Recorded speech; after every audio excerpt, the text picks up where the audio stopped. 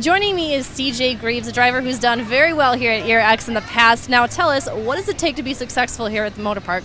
Oh, this track is super, undefinable. I mean, you come out here, there's sand sections, split lanes. The track goes from clay to sand. It changes throughout the race the whole time. I mean, you'll go through one lap, and the next lap, there'll be a big hole there. So this track, to me, is all about not making any big mistakes, keeping it on all four wheels, not getting any flat tires. It's one of them races that you never know how it's going to end until it's over. Exactly, that's exactly right. Now, I want to dive a little bit deeper into the new track edition.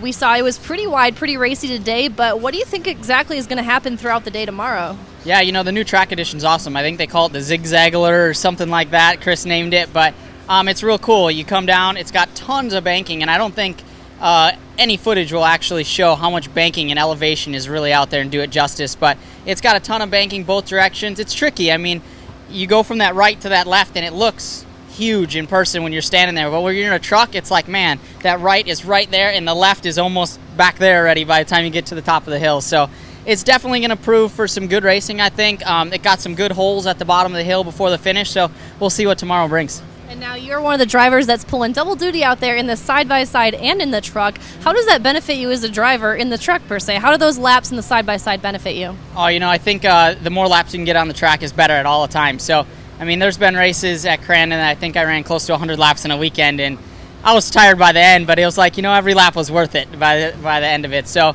getting out there, getting to see if it's blue grooving up, where the holes form. It seems like if a hole forms, it's going to be there every race. It's just a matter of when it develops there. So being able to see kind of beforehand, get a little sneak peek of the track definitely helps, and we take everything we learn from the UTV and take it into Pro 4. Looking to see what you can do out there. Best of luck, CJ. Thank you.